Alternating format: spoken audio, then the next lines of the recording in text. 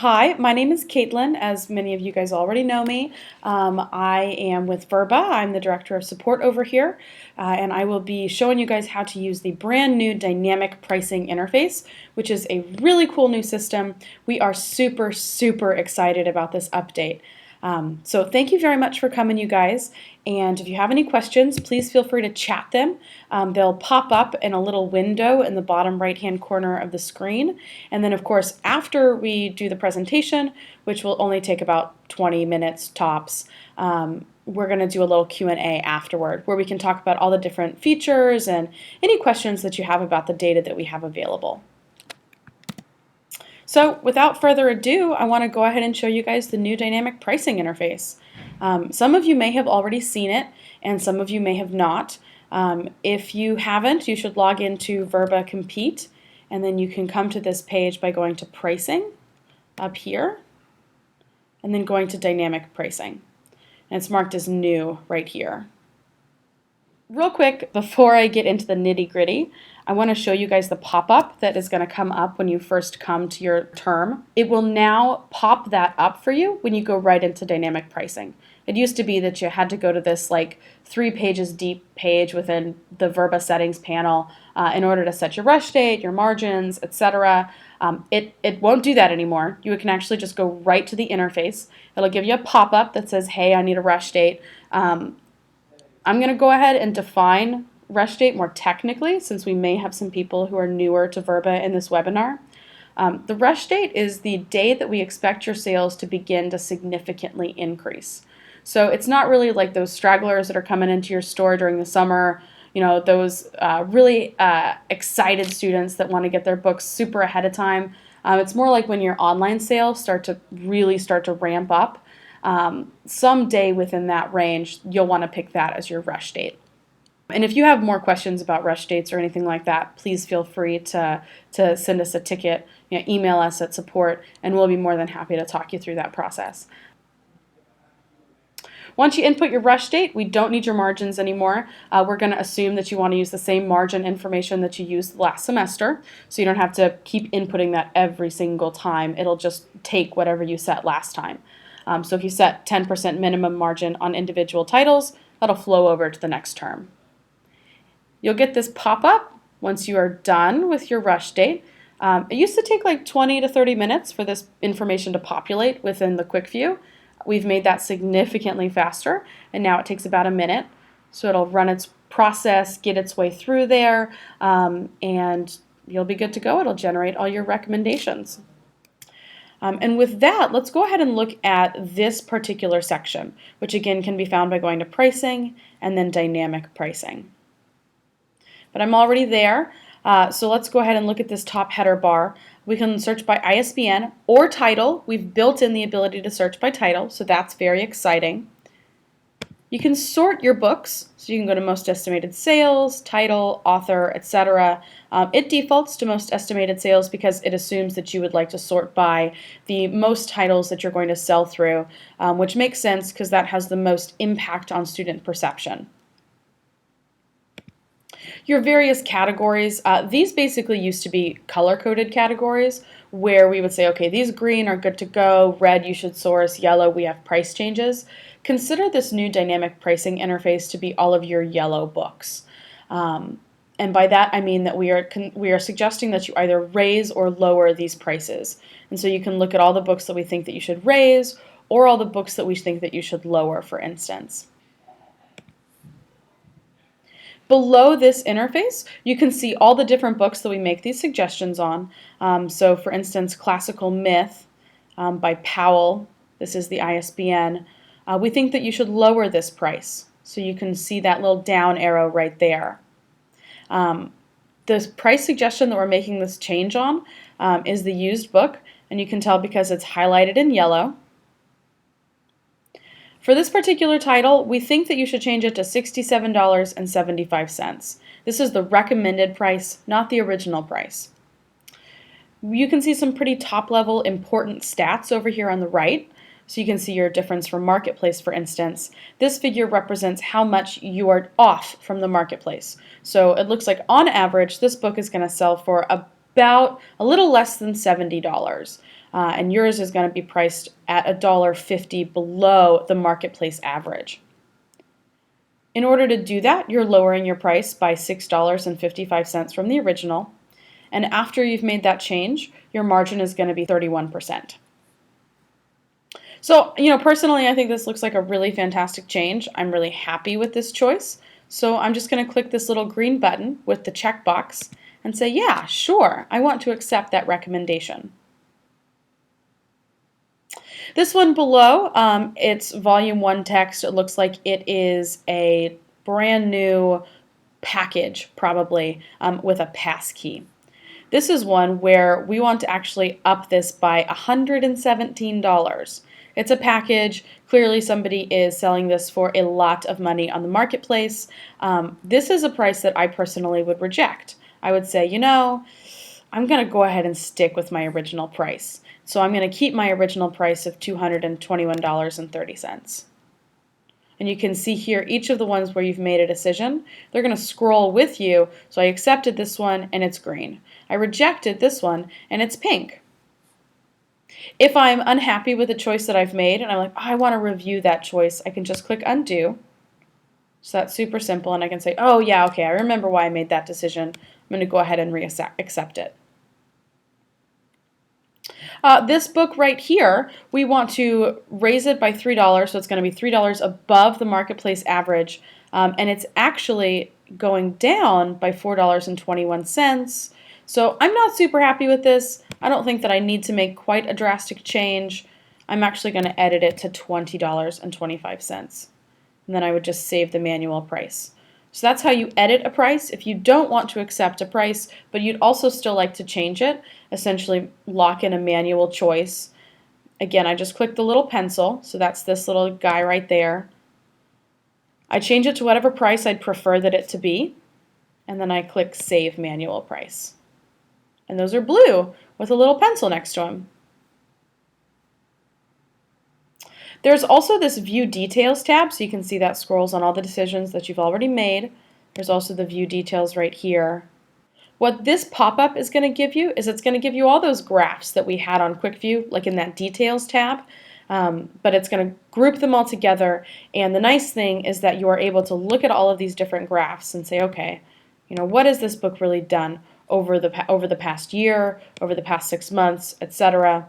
What variants do I have available? Maybe I have a rental, which makes it competitive, so I would choose to reject this.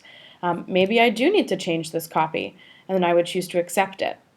Either way, the point of this pop-up is that it gives you extra information, all of that additional information like cost, your on-hand inventory, etc., that allows you to make that decision.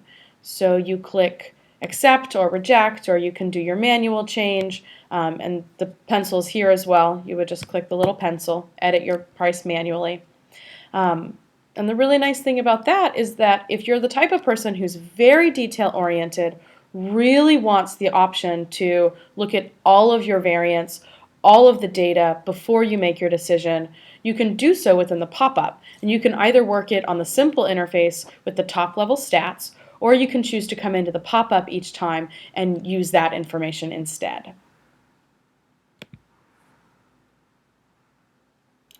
Another button that I should show you guys on this interface is this Accept All Remaining Recommendations button. This is an Accept All button. So if you are really happy with the prices that you've seen, you've scrolled through, you've looked at all this information, you're like, these look really good. I'm very happy with these price changes that have been given to me. I'm just going to accept all the remaining recommendations. That's going to toggle its way through all of the different pricing changes that we're suggesting to you. It's going to make those changes for you, apply them to the catalog, and that's it. You hit one button and you're done. It's basically the Accept All button that everybody has been clamoring for. And it says, congrats, you're done. If you have made this choice by mistake, if you're like, oh my gosh, I did not mean to make that choice, I hit it on accident, you can just undo Accept All, and it will remove those prices for you. Keep in mind that if you refresh this page, that button will go away. It makes the assumption that if you navigate away from the page, that you are happy with your decision. So if you notice, oh my gosh, I didn't mean to do that, go ahead and immediately hit the undo button, and then that'll revert all of those price changes for you. One other bit that I'm going to go ahead and show you before we flip back to the slides is the heads up display. So that's this area right here. We call it the HUD, or the heads up display. This is basically the location where we're giving you not just book top level stats, but whole term top level stats. So we're telling you how many recommendations you have to work, how many you still have to work, the number that would be raised, the number that would be lowered, and then your margin information down here. Target is what you want it to be, basically. It's your goal margin. Current is what it is given the changes that you've made. So if you happen to have hit a stretch of prices where you've been raising a lot of prices, your margins might temporarily be larger in the current category because that's what it is while you're working through your margins. Accept remaining, that's the margin that your books are going to have, or your catalog is going to have rather, if you choose to accept all of the price changes that we have suggested to you. So if you hit this accept all remaining recommendations button, then this is what your margin is going to be. We would have a 26% margin on new, and we would have a 35% margin on used on average within that term. The heads-up display is definitely part of the reason why we feel comfortable giving you guys an accept all button now, because we think that it's really important to make it obvious what you're doing at a term level, the forest for the trees sort of syndrome. We really want you guys to be able to see both the forest, which is this over here, and then the trees over here, which are on the left. There's another reason why we feel more comfortable with presenting this information to you guys. And it has to do with the way that we're calculating your estimated sales. The old method was to take a single variant, which is the only thing that we receive from your back office. So MBS Nebraska, Soon, Raytech, Soon Booklog, and Sequoia, all the different back offices send us a single number for the number of quantities that you're planning on selling in a particular title. We had to break it down somehow. We had to figure out, okay, well, roughly how many used sales and new sales are you going to have? We would traditionally break that up along a 60-40 split, which is good overall throughout the industry, but it's very difficult to take such a general number and apply it to specific use cases. And within specific clients' installs, it's very difficult to apply that to specific books and have it be accurate. So there was a lot of manual data entry that also had to go through this process because you had to go through and edit your sales, you had to go through and edit your cost, etc. Now what we're doing is we are actually extrapolating how many we expect you to sell from your inventory. We do receive your on-hand information from your back offices.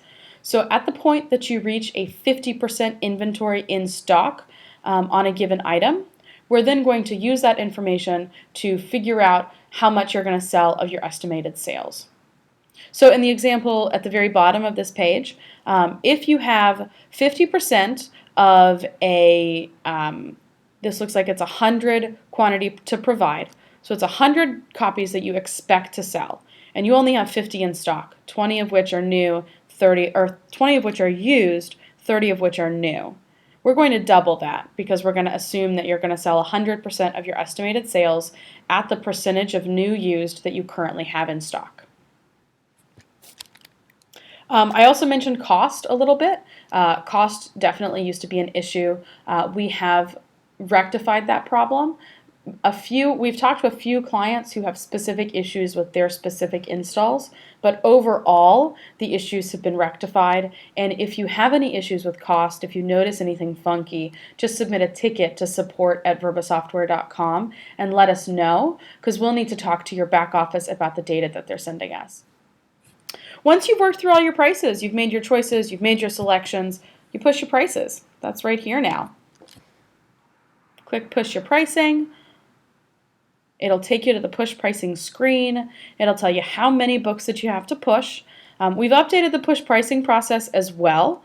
The way that we've changed that up is we have actually made it so that we are tracking the price changes that are going through. So if you push here, let's use this as an example, you push 603 books to your back office. you apply 400 of those. For whatever reason, you don't get through the last 203. What we're going to do at that point, as you can see here, this is kind of a poor picture and I'm really sorry about that, but we'll actually track the unapplied price changes.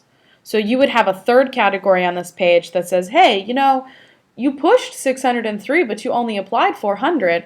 Do you want to go ahead and apply those other 203 now that we know that they didn't actually get applied in your back office? So we're tracking each of the pushes. We will let you know if something doesn't get applied, and we will definitely keep track of that. And then one other change on this page is the revert past changes option, which is this very last one down here. Once you've started making changes, you've applied them within your back office, we're also going to take a snapshot of what your prices look like originally. And what you're going to be able to do is you're actually going to be able to take this information and push it to your back office once you're ready to reset your prices. So you don't have to go through and unlock every single price. So this is really only an issue for MBS clients, but it may be useful for others as well. So you're going to be able to push, for whatever reason, if you choose to do so, a catalog of all of your original pricing.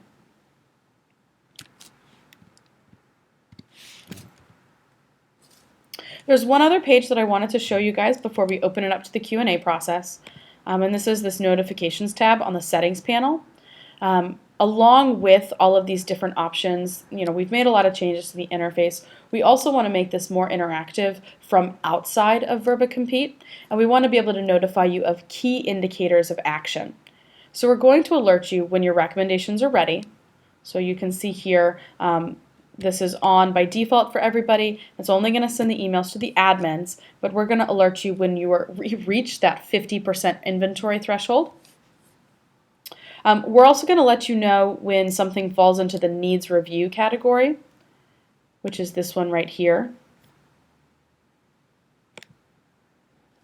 If something has been changed and it was significantly off from the marketplace, you know, you applied your 603 prices, but 15 of them ended up being off. They weren't right. Something drastic happened, like someone put 300 copies on the marketplace, each worth $5, and they've drastically reduced the average price. We'll let you know that information and say, hey, you may want to adjust these, you know, this smaller batch of prices given this new information that we've gotten. You don't have to come to the interface and check it habitually. We will let you know via email when that occurs. And then the last thing is we'll email you a weekly sourcing digest. So we're going to let you know how much you've sourced. We'll let you know how much you've saved. We'll let you know how many titles are available on the online marketplace.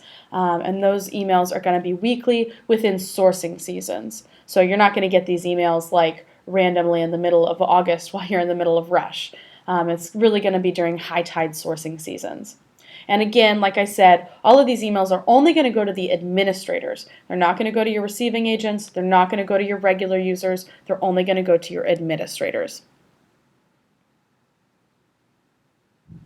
And that's pretty much it. That's really everything that I have to show you guys. I mean, the really nice thing about this interface is that it's super, super, super easy. There's really not a whole lot to it.